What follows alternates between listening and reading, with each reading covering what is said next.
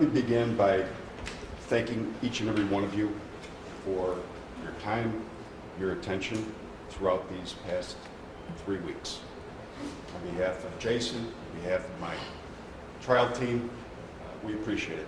Time is one of the most important commodities that we have, and we appreciate it. As Judge Gaughan has said several times throughout this case, without people like you, we would not have the form of government that we have. You've been great, but your job is just beginning. Your job is just beginning because now you have to make a determination that decides the fate of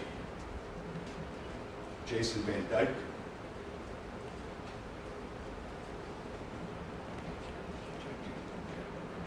his family. Judge, I'm going to object.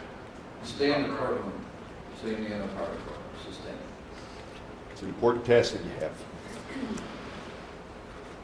And our founding fathers recognized the significance and the importance of trial by one's peers. Jason Van Dyke chose you to decide his fate.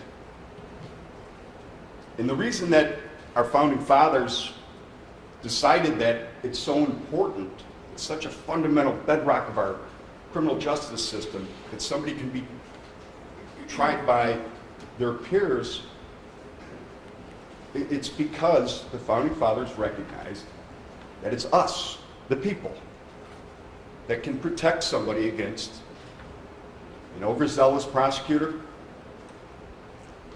protect somebody against tyrannous acts. And that's why Jason Van Dyke chose you guys to decide his fate. You might remember when I first talked to you about this case, and I said, this case is a tragedy, there's no question. But it's not a murder. It's a tragedy, but not a murder. And it's a tragedy that could have been prevented with one simple step.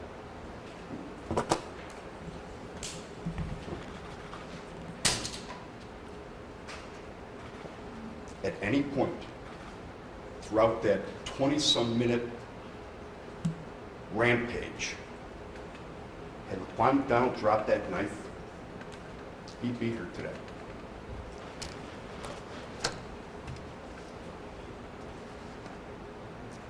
You heard the prosecutor throughout this case, but they've been talking about Laquan and what he did to Laquan, Jason Van Dyke. I would ask you to really don't believe those fake tears by the prosecutors about Laquan. Because had Laquan McDonald dropped that knife and given up, they would have prosecuted him.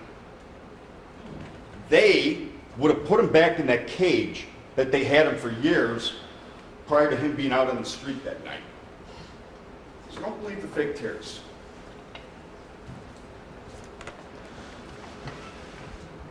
Ladies and gentlemen, first-degree murder.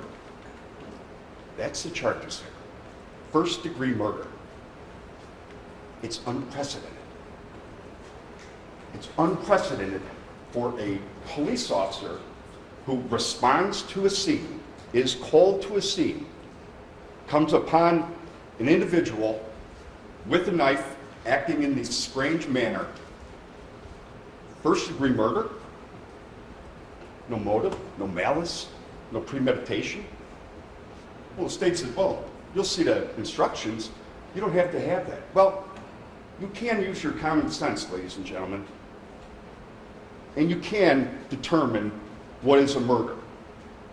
This isn't. The charge, the accusation of murder is the most serious accusation that somebody can put on another person.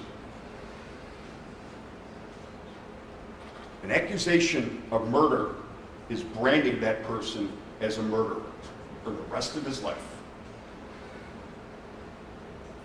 If the government is going to put that brand on somebody, well, they better have the evidence to back it up.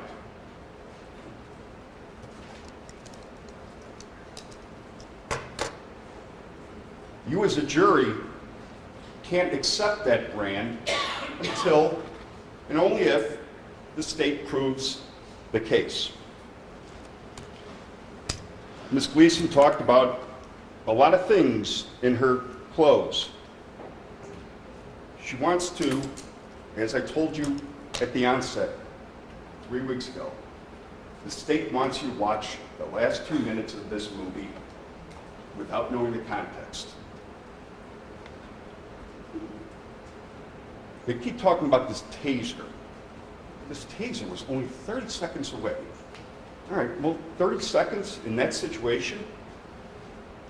First of all, Jason Van Dyke nor anyone else out there knew that this car was 30 seconds away. They want you to think that, but you'll see the transcripts. They never came over here and said, we're almost there. They never even said they had a taser.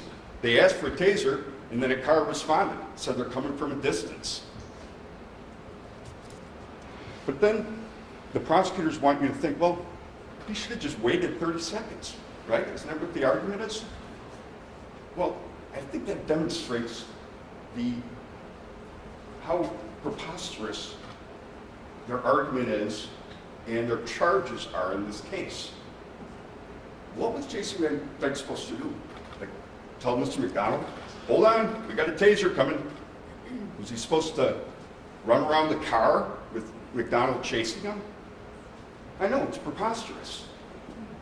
But in this case, your job is to interpret it how a reasonable police officer would have acted.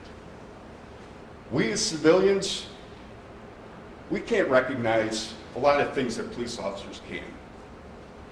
The prosecutors, you know, the most dangerous part of their day is crossing a busy street to go to Starbucks. We have to look at this from Jason Van Dyke's perspective. Probable guilt is not enough. The video is not enough. Ask yourself, from the state's opening, when they showed that video, did their case get any better?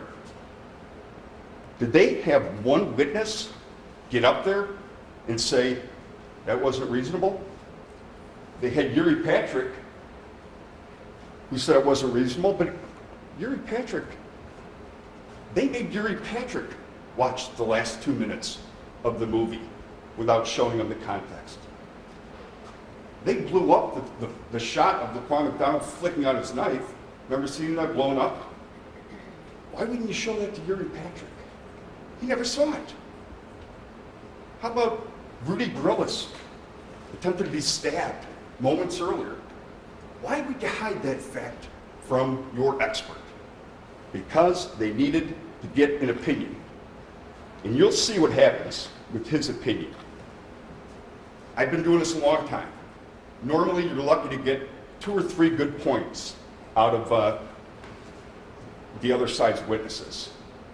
I want you to look at this case, the state's case, and tell me, did they prove that case beyond a reasonable doubt?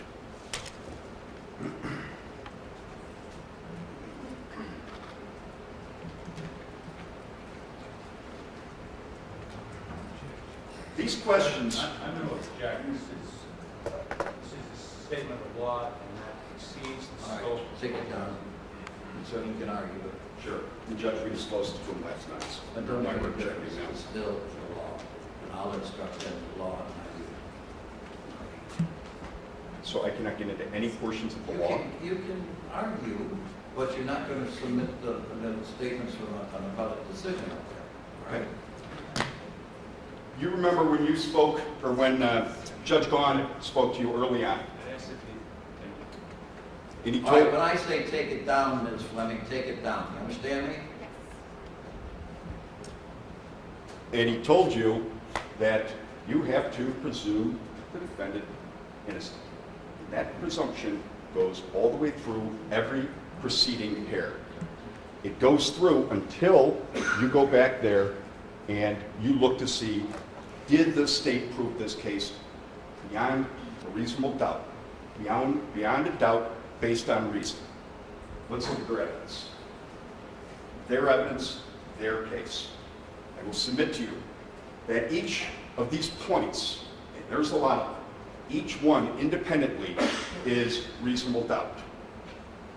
It's for you to determine what the evidence is. Take a look at these facts, please. This is the first police officer, McGilligan, that was on the scene.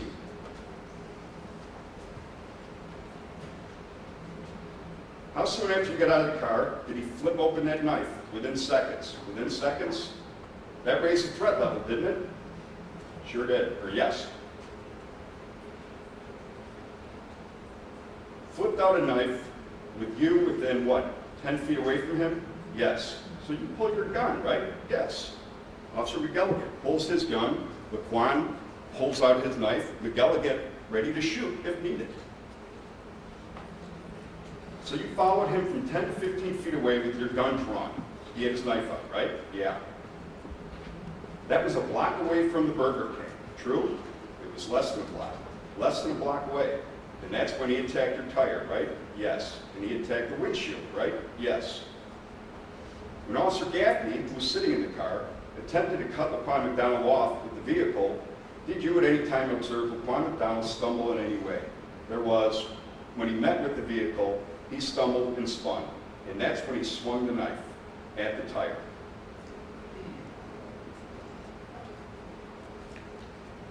Here's the theme, ladies and gentlemen. We've talked about it in opening, and you see it throughout this case. Confrontation. When Laquan McDonald gets confronted, what happens? He attacks. He's confronted by Rudy Brillis. What happened? He attacked. He's confronted by the police officers here. He attacks. Thankfully, he didn't harm a police officer, but he attacks. The threat level is rising each and every time as Jason Van Dyke gets to the scene. Still McGilligan. What if anything happened when Officer Gaffney tried to cut off Laquan McDonald the second time? He swung the knife at the window. By stabbing the tire and stabbing the windshield, he has clearly raised the threat level, has he not? Yes, he has. And there are trucks parked there, correct? Yes. There are people parked there. People park their cars there, right? Yes. Again, threat level rising. And this is when Jason Van Dyke first comes on the scene. He needs to cut Laquan McDonald off from getting into that Burger King. And you heard, I think over the radio, I think you testified that you may have heard somebody might have been calling the taser. Yes. You don't know where that person was coming from, right? I didn't know, no. And you didn't know how long it would take for them to get there, correct? Correct. State makes a big point about, well, McGilligan didn't shoot him. Well, McGilligan had a completely different interaction with Laquan McDonald than Jason Van Dyke. It is of no relevance, as their expert witness will testify to. If he would have turned and started walking towards you with that knife, that would have changed the situation completely. Yes. 30 times McGilligan tells him to drop his knife. Next witness, state's witness. State's witness to prove its case. Officer Joe Walsh. Remember him up on the witness stand. Can he prove the case for the state? Question. These videos don't show your perspective to what happened, correct? Not at all. These videos are from behind McDonald, right? Correct. The state's only evidence that they can argue with the straight face is this video. Well, the video is essentially meaningless based upon all the testimony that you've received here. And we'll get into that. It shows a perspective, but not the right perspective. So we can't view just that video. That's what the state wants you to do. That's why they played it in the opening, and their case from there went downhill. So you're looking at it from a completely different perspective than what everybody in here is seeing, correct? Yes. Joe Walsh. This is the only individual that was in a position that is anywhere remotely close to where Jason Van Dyke was. The only person. So I assumed that he was going to give the testimony that, wow, I shouldn't have shot him. I wouldn't have shot him. He doesn't. Talks about trying to keep him out of the Burger King. Talks about trying to keep him away from people. That was their intent. That was his mindset. Let's take a look at your perspective, Mr. Walsh. You pull up and another police car had just passed you. Is that right? Yes. They are going north, away from where you're going. Correct? Yes. That was Officer Velez, who we'll get to in a minute. But remember the significance. Officer Velez pulls her vehicle away, the partner does, who's driving, because she's scared to death. He's scared to death. Because they know he's got a knife, but they think he's got a gun. They pull away. Is that significant? Did Jason Van Dyke think he had a gun at that point? No, testified truthfully. But it's significant from the standpoint that last line of defense, who was it? Jason Van Dyke.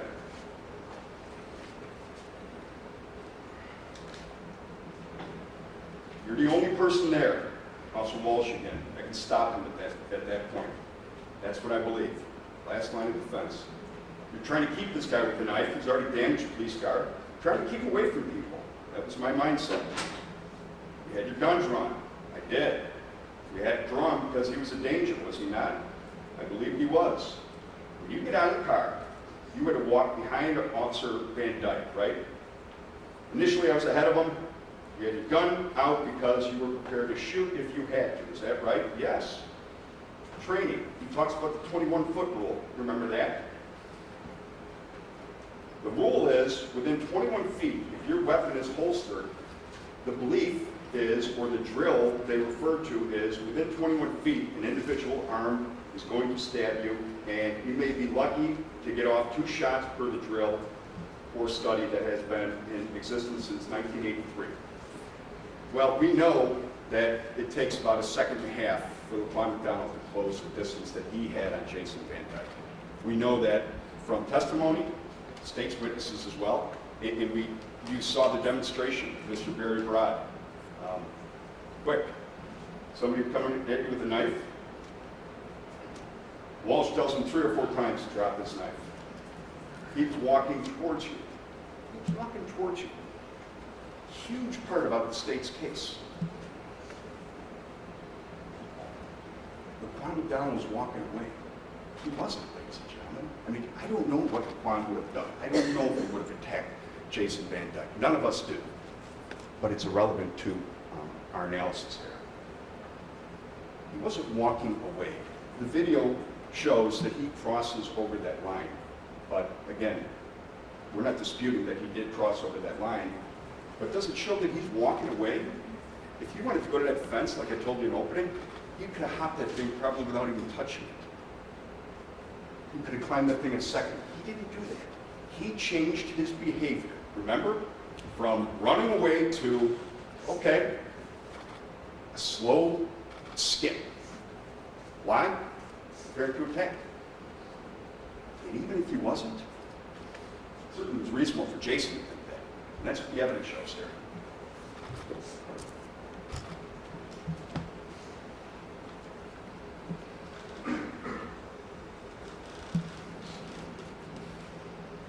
Joe Walsh. 2 steps forward.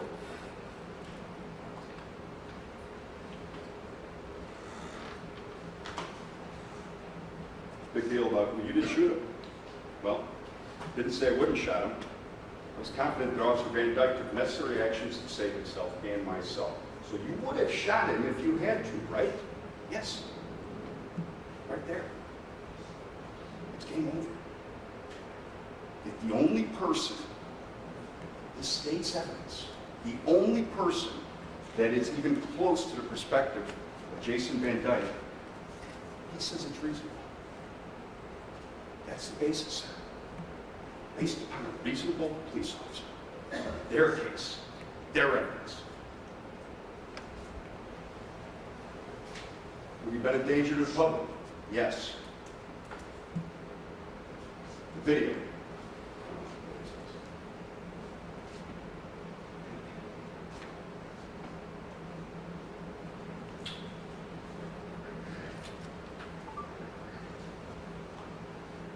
State's only evidence. They blow it up.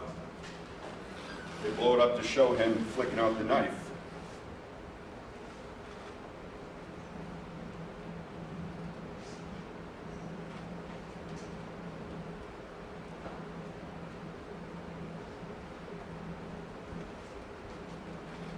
Right there. The arrow. What is the arrow that the state put in there? What is the arrow showing? Exactly what Joe Walsh showed when he demonstrated. At that point, Laquan McDonald turned and raised the knife over his shoulder. Well, the state wants you to think that that Jason Van Dyke raised it over his shoulder like this. He didn't. Raised it over his shoulder, looked right at him, targeting, changed his stance.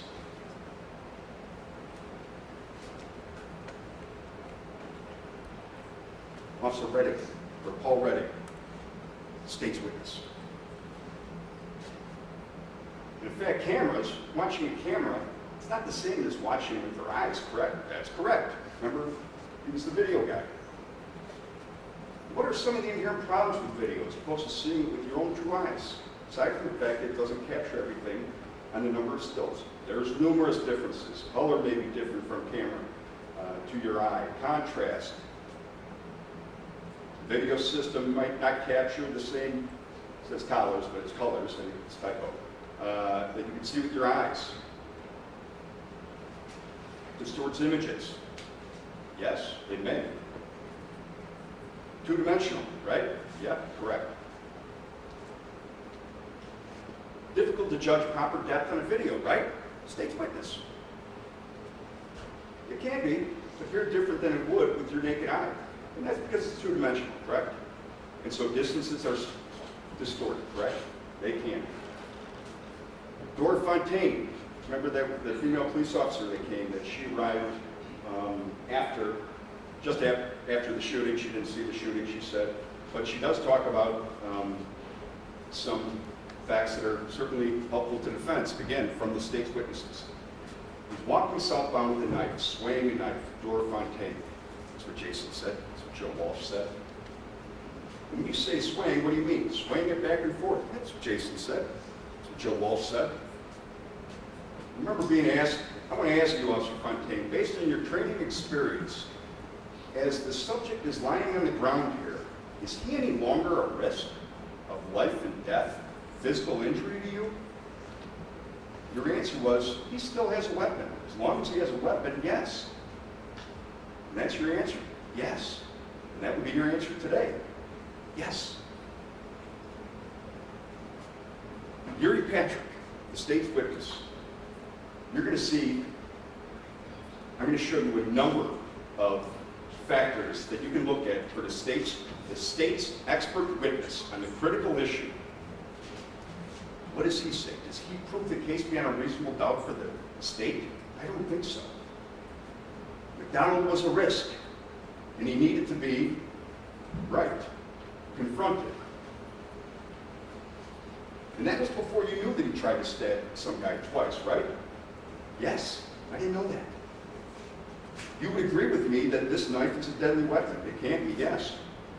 Why is a knife such as this a deadly weapon? Because it can inflict serious injury and even death upon people. How much damage can, remember the question I asked him? I said, how much damage can a knife do? His answer was great. Pause. A lot. How about a bulletproof vest?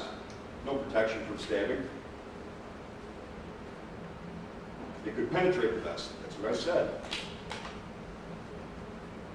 You talked earlier about when police officers shoot. They don't shoot to kill people, correct? Correct. They shoot to eliminate the threat, correct? Yes. In fact, police officers don't shoot because they want to kill somebody, correct? I agree. Important. The state has to prove Jason Van Dyke guilty of all the charges that it filed, but also every single element within those charges. If they don't prove every element within those charges, it has to be not guilty. Intent. Their witness, he has no intent to kill. The intent is to neutralize the threat. That's it. Ask specifically, Yuri Patrick, their witness. Jason Van Dyke's behavior, did you believe that he was shooting to eliminate the threat, whether reasonable or not? I have no reason to believe that was not his motivation. To kill him. That's not their goal. They're trained to continue shooting until they perceive that the threat has ended. Because frequently, police officers miss with more shots than they hit with, and the effects of wounds take time to accumulate. That's exactly what Jason Van Dyke said. It's exactly what he was experiencing. Asked specifically about the question of 21 feet, the person with a knife at 21 feet, they can get to you before you can recognize a threat. Draw and fire your weapon. It's a training meant to heighten awareness that someone 20 to 30 feet away from you can be a threat. Their witness. Jason Van Dyke reloaded after emptying his firearm. State made a big deal about that, remember? Why? Because they have no case. They have no evidence. The fact that Jason Van Dyke reloaded his weapon, significance in any way? Yuri Patrick, their witness. Not in my mind. In fact, it's immaterial to your analysis. Correct. I would agree that when an officer starts shooting, and when he stops shooting, however long or however many rounds that takes, it's all a continuous event. It is not separate events that have to be separated, separately assessed and judged, if you will. Very, very important, ladies and gentlemen. The state has decided to charge 16 separate counts of aggravated battery.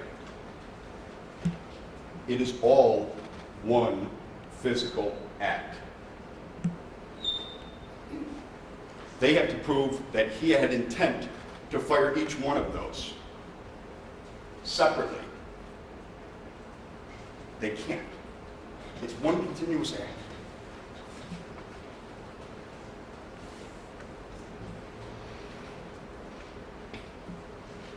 Yuri Patrick, right at the bottom here. Ask about other police officers. They made a big deal about, well, there was this officer on the scene, he didn't shoot. This officer on the scene, he didn't shoot. Yuri Patrick, well, the only perspective that's relevant to your analysis would be the perspective of Jason Van Dyke. Would be an examination of the circumstances from his perspective, not from the perspective of this car cam video. Their witness. Game over. He talks about imminent threat. Imminent threat is one that doesn't necessarily have to happen, but could happen. Yeah, when he turns with that knife over his shoulder, we don't know. Maybe he would have dropped the knife after that. Maybe he would have turned back and ran over the fence. We don't know. Doesn't matter. Doesn't matter, according to the state's witness. Doesn't have to happen, but it could happen.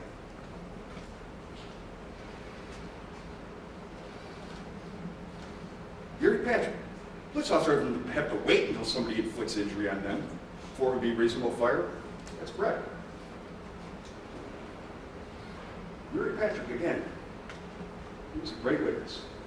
Police officers are always reacting to what the person they are interacting with does.